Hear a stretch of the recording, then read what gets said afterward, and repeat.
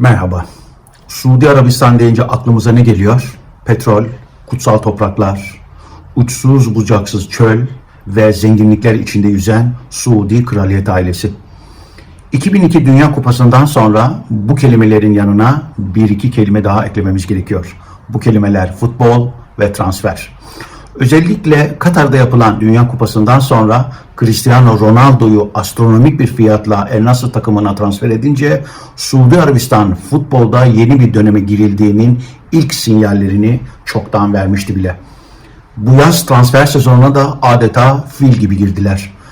Kanca atmadıkları bir futbolcu, teklif etmedikleri Avrupa'nın üst liglerinde oynayan bir yıldız ve astronomik maaş teklif etmedikleri herhangi bir futbolcu neredeyse kalmadı. Herkesi yapabilecekleri üst düzey futbol oynayan herkesi adeta Suudi Arabistan Futbol Ligi'ne davet ediyorlardı astronomik fiyatlar teklif ederek.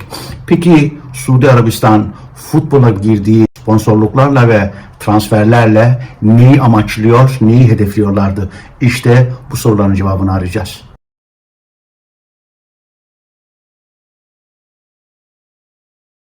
Suudi Arabistan spora olan sponsorluk başlangıcının belki de ilki 2017 yılında oldu. WWEC yani World Wrestling Entertainment'a 10 yıllığına yıllık 50 milyon dolara ortak oldular. Bir bakıma sponsor oldular. 2021 yılına gelindiğinde ise uzun soluklu bir maraton şeklinde sürdürdükleri pazarlıklar neticesinde İngiltere Premier League ekiplerinden Newcastle United'ı 300 milyon sterline büyük kontrol hisselerini satın aldılar. Aynı zamanda yine 2001 yılında yarış sporlarının amiral gemisi olan F1'ı kendi ülkelerine getirdiler. 2022 yılına gelindiğinde e-sport dünyasının, e-sport oyunlarının amiral gemisi olan ESL Gaming'i Alman şirketi yaklaşık 1,5 milyar dolar karşılığında Suudi Arabistan satın aldı.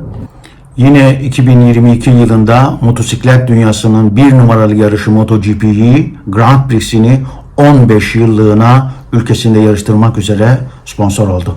2022 yılında boks dünyasına da el attı Suudi Arabistan. Dünya ağır siklet boks şampiyonlarından, şampiyonluk maçlarından biri olan Anthony Joshua ve Alexander Usyk arasındaki final maçını Suudi Arabistan başkent Riyad'da ev sahipliği yaptı. 2023 yılına gelindiğinde İspanya Süper Kupası Barcelona ile Real Madrid arasında oynanacak Süper Kupa'ya ev sahipliği yaptı. Barcelona'nın Real Madrid'i 3-1 yendiği maç Riyad'da Kral Fahd Stadyumunda oynandı. 2023 yılında ayrıca Kulüpler Dünya Kupası 7 takımın katılımıyla yine Suudi Arabistan'da oynanacak. 2029 yılında yapılacak Asya kış oyunlarına da çöl topraklarında olmasına rağmen şimdiden ev sahipliği için hazırlıklara başladı ve müracaatını çoktan yaptı bile. En büyük hedeflerinden birisi de 2030 veya 2034 Dünya Kupası'nı Suudi Arabistan topraklarında oynatabilmek. Bunu yapabilmek için Suudi Arabistan yoğun çaba ve para harcıyor. Suudi Arabistan spora yatırım yaparken futbolu hiçbir zaman ihmal etmedi. Çünkü biliyordu ki futbol spor dünyasının amiral gemisi. Dünya Kupası'na 6 kez katıldılar. Asya Kupası'na yine 6 kez katıldılar ve katıldıkları bu şampiyonada 3 kez şampiyon oldular. Kulüpler düzeyinde de Asya Şampiyonlar Ligi Kupası'nı en çok kazanan 4 kez en çok kazanan kulüp yine Suudi Arabistan'a ait olan El Hilal takımı. Yani Suudi Arabistan spora yatırım yaparken büyük pastayı, büyük yüzdeyi yine futbol alıyordu. 5 Haziran 2023 tarihinde Suudi Arabistan Kamu Yatırım Fonu Public Investment Fund yani PIF, Suudi Arabistan Ligi'nde üst düzey futbol oynayan, şampiyonluğa oynayan 4 takımın %75 hisselerini, kontrol hisselerini satın aldı. Adeta bu kulüpleri özelleştirme adı altında kamulaştırdı. Bunu satın alan ise PIF'in arkasında duran büyük geleceğin büyük kralı Muhammed Bin Salman'dı. Muhammed Bin Salman 4 kulübü satın alarak dünyaya futbol adına artık hiçbir şeyin eskisi gibi olmayacağının sinyallerini vermeye başladı. Bunu da 2023 yaz transfer sezonunda. Yani bu transfer sezonunda çokla gördük, görmeye de devam edeceğiz. Suudi Arabistan yani Muhammed Bin Salman yani PIF yani Kamu Yatırım Fonu Suudi Arabistan Ligi'nin 4 kulübünü ana şampiyonluğa oynayan ana 4 kulübünü satın alarak aslında şunu hedefliyorlardı. Deloitte Para Ligi olan futboldaki küresel markaların Deloitte Para Ligi'ne ilk 20'nin içine bu 4 takımı yerleştirebilmek. 600 milyonun üstünde Instagram'da takipçisiyle Instagram'ın bir numaralı insanı olan futbolcusu olan Cristiano Ronaldo El Nassr takımına olan bu transferle El Nassr kulübünü Instagram'da ve sosyal medyada direkt etkilemiş gözüküyor. El Nassr takımının bu transferden önceki takipçi sayısı 1 milyonun altındaydı. Bu transferden sonra ise 15 milyonun üstüne çıktı. Ayrıca Cristiano Ronaldo 207 milyon euronun tamamını futboldan kazanmış olmayacak. Futboldan sadece 74 milyon euro alacak yılda. Geri kalanı ise 2030 başta olmak üzere 2030 ve 2034 Suudi Arabistan'ın Dünya Kupası'na ev sahipliği yapabilmesi için gönüllü elçilik görevlerini yürütecek. Reklamcılık ve ekonomik etkinliklerle diğer kalan miktar Cristiano Ronaldo'nun cebine girmiş olacak. Bu yaz transfer sezonunda Cristiano Ronaldo'nun ayak izlerini takip eden ilk büyük isim, ilk büyük yıldız Real Madrid'de sözleşmesi sona eren Karim Benzema oldu. Suudi Arabistan'ın El İttihad takımı Karim Benzema için 3 yıllık imza karşılığında 600 milyon euro ödeme yapacak. Yıllık 200 milyon euro Karim Benzema'nın El İttihad takımından alacağı para. Tabii ki Karim Benzema Real Madrid'de Şampiyonlar Ligi şampiyonluğu dahil 24 kupanın sahibiydi. Cristiano Ronaldo'dan sonra Real Madrid'in en golcü ikinci ismiydi.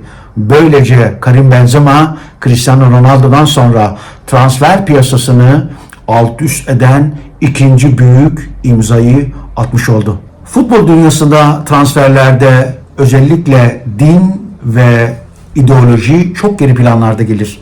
Burada asıl amaç kariyer ve paradır. Ama Karim Benzema için din özellikle bu transferde biraz ön plana çıkmışa benziyor. Bir resmi toplantısında Karim Benzema neden Körfez ülkelerini tercih ettiği sorusu sorulduğunda çünkü ben Müslümanım ve burası da Müslüman bir ülke. Bir Müslüman ülkede yaşamayı hep istemişimdir demişti. Kutsal topraklara Mekke ve Medine'ye ev sahipliği yapan Suudi Arabistan'a ailesiyle beraber transfer olan Karim Benzema sözlerini şöyle sürdürüyordu. Yeni bir hayata sahip olmamı sağlayacak. Arapça öğrenmek ve akıcı bir şekilde konuşmak istiyorum. Suudi Arabistan'a zaten gittim. Mekke çok yakın ve bir inanan olarak benim için önemli. Burası kendimi en iyi halimle ve elementimde hissedeceğim yer demiştik. Karim Benzema'nın din vurgusu burada önemli bir şey ama unutulmamalıdır ki din Karim Benzema dahi olsa ikinci planda geliyor. Asıl önemli olan kariyerinin sonlarına gelmiş bir futbolcu için asıl önemli olan para. El İttihad takımına transfer olduktan sonra bir basın toplantısında din vurgusunu yapan Karim Benzema ile ilgili Mısırlı gazeteci Mustafa Muhammed şöyle diyor.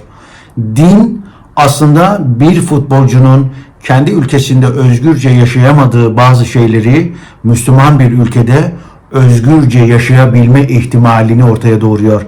Bu da bir futbolcu için bu transfer cazibe haline geliyor diyor. Ayrıca Muhammed, evet din vurgusu önemli olabilir ama her futbolcuda olduğu gibi Müslüman futbolcular da önemli gördükleri bazı şeyler vardır. Bunların başında da rekabet etmek ve üst düzey futbol oynayan diğer futbolcularla karşı karşıya gelmek veya aynı takımda oynamak. Yazar Abdullah El Ariyan ise bu konuya başka bir gözle bakıyor. Eğer bir futbolcu Müslümansa Müslüman bir ülkeye gidip orada futbol oynaması onun için daha kolay olabilir. Geçiş süreci ve entegrasyon süreci daha kolaylaşabilir. Ama unutulmamalıdır ki futbolcu için din veya ideoloji mutlaka ikinci planda gelir. Dinle futbol arasındaki bu ilişki tartışıla dursun. El Ittihad takımı Karim Benzema'dan sonra ikinci büyük transferini yine Müslüman olan bir futbolcu, Chelsea'de sözleşmesi sona eren bir futbolcuyla tamamladı. N'Golo Kante. N'Golo Kante'yi 4 yıllığına El Ittihad takımına transfer oldu. Yıllık maaşı 100 milyon euro olacak. Toplam maaş ise 400 milyon euro. Cristiano Ronaldo'dan sonra yaz transfer sezonuna 2 büyük yıldız ve 2 Müslüman yıldızla başlayan Suudi Arabistan'da biliyor ki asıl amaç Müslüman futbolcuları transfer etmek değil.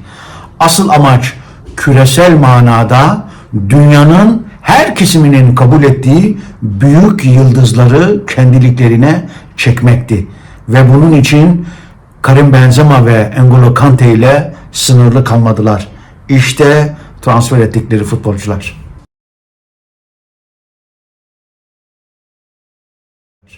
Suudi Arabistan kendi liglerine futbolcu çekebilmek için ana hedefledikleri ülkelerin başında ilk 5 lig geliyor. İtalya, İspanya, İngiltere, Almanya ve Fransa. Bu liglerden büyük yıldızların astronomik fiyatlar teklif ederek kendi liglerine çekmeye çalışıyorlar. Aslında Suudi Arabistan'ın yaptığı ilk değil. Daha önce bunu Çin, Amerika Birleşik Devletleri ve Rusya yapmıştı. Ancak Mısırlı gazeteci Mustafa Muhammed Suudi Arabistan'la ilgili şöyle diyor. Bu bambaşka bir şey. Bu sürdürülebilir bir şey. Ve Suudi Arabistan nereye gideceğini çok iyi biliyor. Suudi Arabistan imza attırdığı bu futbolcuların yanında birçok oyuncuya da halihazırdaki teklifleri çok sıcak. Onlara da astronomik fiyatlar veriyorlar. Tabii ki Cristiano Ronaldo, Karim Benzema ve N'Golo Kante kadar yüksek değil. Ama o futbolcuların da alabilecekleri miktarın çok çok üzerinde teklifler alıyorlar. Bunların bazıları bu tekliflere sıcak bakmayıp başka kulüplere imza attılar. Mesela Lionel Messi gibi, mesela İlkay Gündoğan gibi. Bunlar yönlerini başka liglere, başka taraflara çevirdiler. Ama teklif edilen, teklifleri hala sıcak olan bu futbolcularsa hala düşünüyorlar. Suudi Arabistan Newcastle United'ı 300 milyon sterline satın aldıktan sonra futbola olan etkilerinin izleri derinleşmeye devam ediyor. Karim Benzema, Cristiano Ronaldo, N'Golo Kante gibi transferlerle beraber diğer yıldız oyuncuları yaptıkları ve yapmayı planladıkları transferler göz önünde bulunduğunda 2023 yılında futbolda gündeme oturdular. Ama futbolda 2023 yılının ana maddesi, ana etkileyici aktörü olabilecek mi henüz bilmiyoruz. Ama şu bir gerçek, Suudi Arabistan'ın niyeti futbolda ilk 5'in içine girmek. Spor analisti Jake Camp, Suudi Arabistan'la ilgili şöyle söylüyor. Suudi Arabistan 2023 yılında futbolda güç merkezi olamasa da bu konudaki niyetini açıkça ortaya koymuş demektir. Suudi Arabistan futbolda güç merkezi olma yolundaki hızla ilerleyişinin nedenlerinden birisi de ülkesinin UEFA'ya kayıt olmaması. Asya'ya kayıtlı. Dolayısıyla UEFA'nın finansal fair play planları Suudi Arabistan için geçerli değil. İstedikleri oyuncuya istedikleri kadar para verebilirler. İstedikleri kulübe istedikleri kadar para yardımda bulunabilirler. Sponsor olabilirler. Bu konuyla ilgili onları denetleyecek Suudi Arabistan Futbol Federasyonu veya devlet yetkilileri haricinde hiç kimse yok. Bu da onların elini güçlendiren en büyük malzeme. Ayrıca Suudi Arabistan'da gelir vergisi neredeyse hiç yok. Sonuç itibariyle Cristiano Ronaldo'ya ödenecek 2030 veya 34 Dünya Kupası'nın Arabistan'da oynanması için gönüllü elçi olma karşılığında ödenecek miktarlar Karim Benzema için de geçerli. Karim Benzema'ya sadece 2030 Dünya Kupası'na gönüllü elçi olması için ödenmesi planlanan rakam 30 veya 40 milyon euro. Suudi Arabistan'ın futbola ve futbol kulüplerine, spora ve spor kulüplerine, spor organizasyonlarına bu kadar fazla miktarda yatırım yapması, sponsor olması ve satın alması aslında görüntü itibariyle tek bir nedene dayanıyor. Suudi Arabistan Veliaht Prensi Muhammed Bin Selman'ın adeta gönlünde ve ufkunda, vizyonunda olan Vizyon 2030 projesi. Vizyon 2030 projesi aslında Muhammed Bin Selman'ın rüyası. Geliri sadece petrole dayanan Suudi Arabistan'ın ekonomik çeşitliliğini arttırmak için planladıkları bir çeşit ekonomiden tarıma, tarımdan teknolojiye, teknolojiden iskana kadar birçok projenin ev sahipliği yapan, birçok projeyi içinde barındıran Vizyon 30 projesinin de bir parçası. Bütün futbola yapılan bu transferler ve bu futbol yatırımları. Ancak Suudi Arabistan sadece Vizyon 30'la duracak mı? Vizyon 30 projesi Suudi Arabistan için ve Muhammed Bin Salman için bir rüya proje olabilir. Ama futbol analistleri, gazeteciler ve yorumcular, sporla ilgilenenler aslında işin gerçeğinin böyle olmadığının farkında. Belki onların bakış açısı böyle. Şöyle diyorlar: Muhammed Bin Salman veliaht prens olduktan sonra kendi ülkesinde bir takım antidemokratik hareketlere girişti. Bazı muhalifleri hapsettirdi, kraliyet ailesine ait insanları bir odanın içinde saatlerce bekletti. Muhaliflerle ilgili hapise attıkları insanlar oldu. Hatta ülkesinde işçilerle ilgili yoğun protestolar ve yoğun insan hakkı ihlalleri var. Veliaht prens yarın kral olduğu zaman karşı karşıya geleceği sorunlardan birisi de kendi ülkesindeki antidemokratik hareketler. Yani Veliaht Prens'in imajı özellikle dünya, küresel manada ve dünyada çok kötü. Suudi Arabistan Veliaht Prensi Muhammed Bin Selman'ın imaj problemiyle ilgili bir liste yapılacak olsa en üst sırada aslında Cemal Kaşıkçı cinayeti geliyor.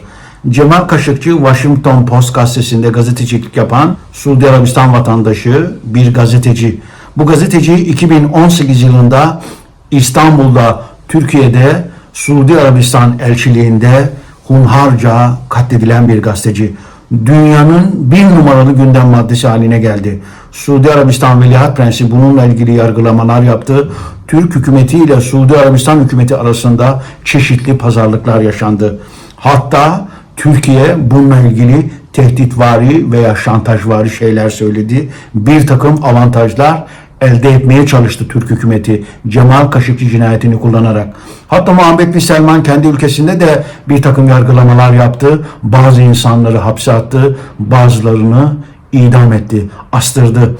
Ama bütün dünya bu cinayetin Muhammed Bin Selman'ın emriyle işlendiğini ayan beyan biliyor ve tahmin ediyor. İşte bu cinayet Muhammed Bin Selman'ın dünya üzerindeki olumsuz imajını adeta körükledi, adeta resmileştirdi. İşte deniyor ki Muhammed Bin Selman Vizyon 2030 projesinin adı altında aslında dünyada kendi imajını temizlemeye çalışıyor. İşte bu temizleme hareketlerine spor camiasında sport washing, yani sporla yıkama deniyor. Sport washing demek, sporla yıkama demek aslında bir bireyin, bir şirketin, bir devletin veya bir grubun kendi kötü imajı için sporu kullanarak, spora sponsor olarak veya kulüpleri satın alarak veya spor dünyasında adından daha sık söz ettirerek başka bir alana dikkatleri kaydırması olarak anlaşılıyor. Adeta parlayamadıkları, üzerine çamurun bulaştığı veya gerçekten çamurdan insanların olduğu bu sistemde başka bir alanda kendi yıldızlarını parlatma çabası olarak değerlendiriliyor. İşte bunu daha önce Putin Rusya'daki Gazprom şirketini Şampiyonlar Ligi şampiyonluğunun sponsoru ve Almanya'daki bazı kulüplerin forma sponsoru olarak yapmıştı. Çin bu konuyla ilgili bir takım yatırımlar yapmıştı. İşte Muhammed Bin Selman da sporun imaj değişikliğiyle ilgili, imajının olumlu hale dönmesiyle ilgili nasıl etki edebileceğini bilenlerden birisi. Bunun için bu yatırımları bundan dolayı yapıyor deniyor. İngiltere Premier League ekibi Newcastle United'ı satın alan Arabistan Yatırım Fonu PIF aynı zamanda Suudi Arabistan'ın devlet kuruluşu.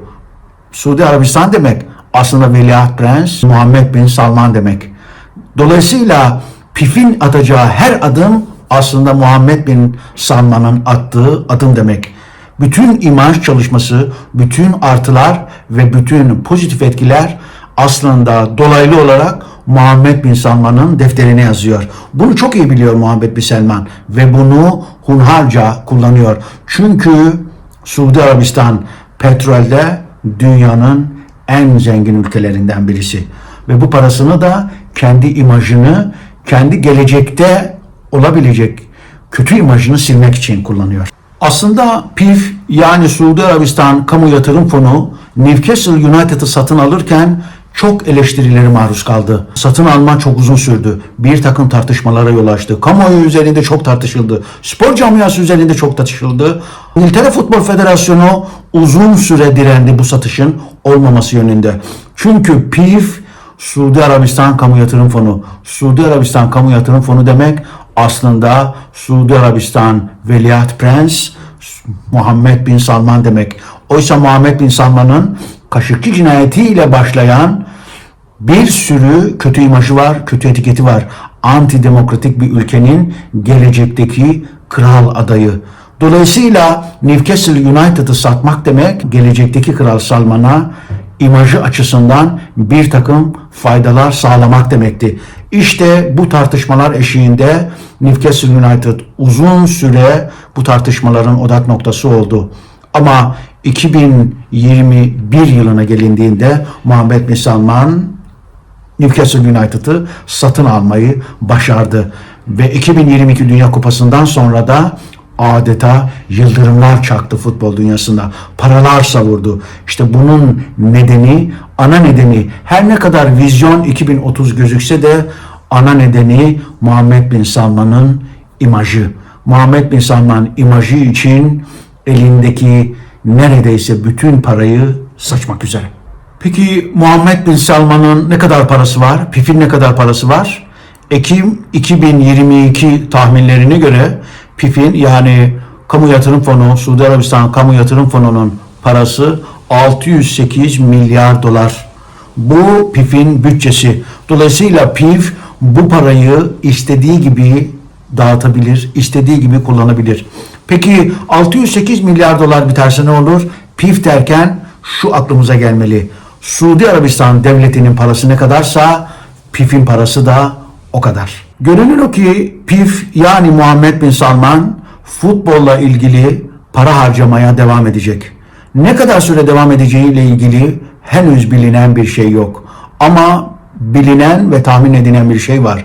Eğer Suudi Arabistan bu yaz döneminde yaptığı transferleri yapmaya önümüzdeki yıllarda devam ederse Avrupa'nın 5 ligine kafa tutmaya başlayacak. Hele son zamanlarda konuşulan Suudi Arabistan'ın Asya'dan ayrılıp UEFA Federasyonu'na dahil olma isteği gerçekleşirse evet o zaman Suudi Arabistan futbolda güç merkezi haline çoktan gelmiş olacak. Suudi Arabistan Veliaht Prensi Muhammed Bin Salman'ın ve onun sahibi olduğu Suudi Arabistan Kamu Yatırım Fonu PIF'in futbol üzerindeki etkisini kısa dahi olsa bir özet şeklinde anlatmaya çalıştık. Siz olun, futbola, sanata ve toplumu etkileyecek herhangi bir organizasyona büyük meblağlar harcayan ve sık sık ilgisi olmadığı halde ister politikadan, ister sanat camiasından, isterse de spor camiasından birbirlerinin reklamını yapan insanlara daha dikkatli bakın. Bilin ki göz önünde bulundurulan Vizyon 2030 değil, göz önüne sokulmak istenen daha başka işler var. İşte siz bu işleri bulmaya çalışın. Hoşça kalın.